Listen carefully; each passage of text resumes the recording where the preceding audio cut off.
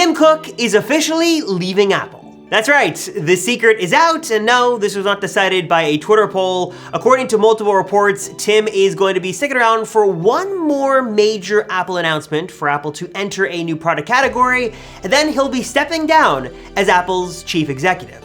So what is Apple's next big product under Tim Cook, and who is going to replace him as Apple's CEO? Could someone new, or maybe a familiar face, come in, shake things up, and make Apple better than ever? 2023 is set to be one of Apple's biggest years ever. So let me break down why it's gonna be so exciting, what Tim Cook's final plans are, and who could be succeeding him as Apple's CEO, and why this could be good news, or really, really bad news.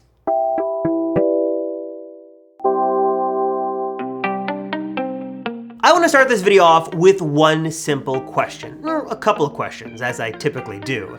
Was 2022, in your opinion, a good year for Apple or a bad one? Were the products released this year exciting or kind of boring? Over just the last few years, Apple has made some really big moves that have sort of put the industry on notice. The move to Apple Silicon really supercharged the Mac lineup and really gave sort of some new energy to sort of a boring and stagnant lineup of computers. Also, we had things like Apple adding more openness to their ecosystem, more customization options to iOS, even finally listening to customers and doing things like bringing back ports to the MacBook Pro. But at the same time, it seems like Apple does a lot of stuff that is just sort of playing it safe. It's very routine, very mundane, and sometimes it just seems like they release products not because they want to and they think they're the best, but because they sort of have to continue making money. I'm thinking of things this year like the 13-inch M2 MacBook Pro, which is really not all that great of a buy, or the Apple Watch Series 8, or the 10th gen iPad.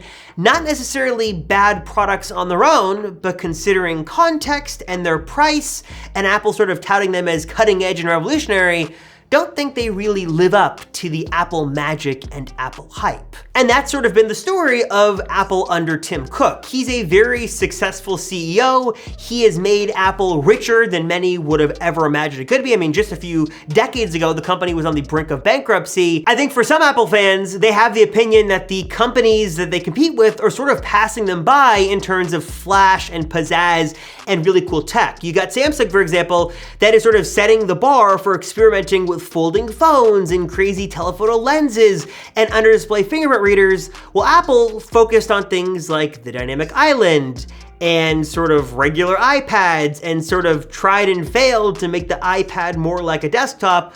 Of course, I'm not gonna make this an Apple versus Samsung video, but there's definitely a consensus that on the Android side of things, they're really sort of moving fast and breaking things. They are trying, sometimes failing, but really trying new things, while Apple is very slow and steady and aren't necessarily quick to innovate. So for those who didn't know, in an interview back in 2021, Tim Cook sort of confirmed that he's not really gonna be Apple's CEO forever, that in a decade from then, so in 2031, he did not expect to still be CEO, and according to reports from Mark Gurman over Bloomberg, he says that it seems like the consensus is Tim's gonna be around for one more major product announcement when Apple's gonna enter a new category, and then he's going to turn over the chief executive officer role to somebody entirely new.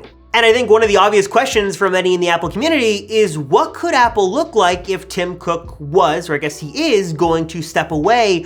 What would we want to see? What good changes, what new products could Apple make that would make the company a little bit more exciting again? I think I speak for many customers when I would say that many would like Apple to actually, well, listen to its customers more. Things like bringing back ports on the MacBook Pro is great, but they could do even more. Apply that principle and do it across all product lineups. Like finally switch away from Lightning over to USB-C. Give us one powerful common cable and port to rule them all. Finally bring the Pro apps to the iPad Pro. Stop messing around with Stage Manager and iPadOS. Like maybe it's time for Apple to start experimenting with folding phones or making that iPad Mac hybrid that has been rumored for a while to actually give us something new, or bring us a round Apple Watch, for example. Sort of change the look and the feel and give us something different. And I think many would like Apple to be just a little bit more ambitious and a little less calculated. But on the other hand, Apple has really perfected the art of if it ain't broke, don't fix it. And many of their staple products while they might not be as flashy or exciting, are still arguably better than they've ever been before. For example, Apple really didn't do anything crazy with the newest AirPods Pro version 2, but everyone who has a pair, including myself, will tell you that these are the best AirPods Pro Apple has ever made. Battery life is fantastic, active noise cancellation is really, really good, they're comfortable, I love sort of the actual tangible, usable improvements, that was a lot of words, in the case, things like the little keyring attachment and the speaker and the Find My support. It's like they didn't really change all that much, but when you put those little changes together, it's really, really great. And when you sort of put all those little things together, you see why Apple really is on top of the tech world. Which sort of leads us to two big questions. Who could be replacing Tim Cook when he decides to step down? And also, what is gonna be the last big product that Tim Cook's gonna be around for before he makes his departure from our favorite fruit company? Well, let me tell you right now that according to rumors, it's not gonna be any crazy name. Elon Musk is not gonna swoop in and become Apple's CEO. That was not what the two discussed at their secret meeting a couple of weeks ago. We're not gonna have Johnny Ive return and sort of lead Apple into the new era of design and have super sleek portless, buttonless phones. What's most likely gonna happen is someone very similar to Tim Cook will take his place at the top. Notably right now, a man named Jeff Williams, Apple's COO, a man really sort of being praised and sort of having the credit for making the Apple Watch the success it is. He's more of a logistics guy, less a product visionary, which means that when he takes the reign, he will probably sort of lead Apple in a similar direction, which could be a good thing or a bad thing, or maybe he decides to sort of throw caution to the wind, throw out Tim's playbook, and write his own. And as for what that new product will be, it seems like as of right now, Apple's new category-breaking product is going to be the headset, that mixed reality AR, VR Reality Pro headset. And although we're gonna see this hopefully be announced and launch in the new year in 2023, that doesn't mean that Tim Cook is going to immediately drop off the face of the earth, grab his millions of dollars, and sort of set sail across the world and leave Cupertino forever. That's not what's going to happen. Most likely what's gonna happen is that he's going to oversee this all new product. A project like the Apple Car, for example, something that keeps getting pushed back and pushed back and pushed back, will be partially developed under Tim Cook's leadership, but will not be released while he is still CEO, at least again, according to rumors and reports. And it is obviously very easy to compare Jeff Williams to Tim Cook, or everybody to Johnny Ive or Steve Jobs, and always think, what would Apple be like today if Steve Jobs was still around? And I don't think that's an entirely fair question to ask. In fact, Steve Jobs himself said, do not ask that question. I don't want you to think, what would I do? I want you to sort of do what is right and do what is best for Apple. And by and large, that is what Tim Cook has done. Apple is a wildly successful company. They've got some really great products. Yes, I definitely think they've made some mistakes along the way. And in a lot of ways, seems like they put a lot of emphasis on profits over they do actually making the best possible product ever.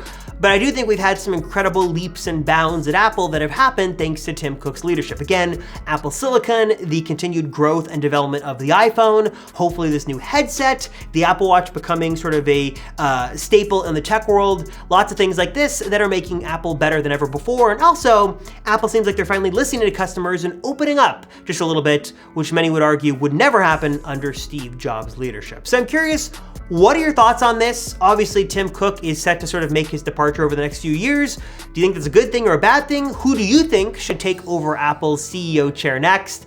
And your thoughts on the next sort of final product that Tim Cook's gonna oversee. Do you think it's gonna be the reality headset? Do you think it's gonna be something else? Let me know your thoughts on Apple down below. And if you think they're boring or not, let me know down below as well. As always, I appreciate you guys watching. Thank you so much, so much. I'm Robert Rosenfeld, and I'll see you all in the next one.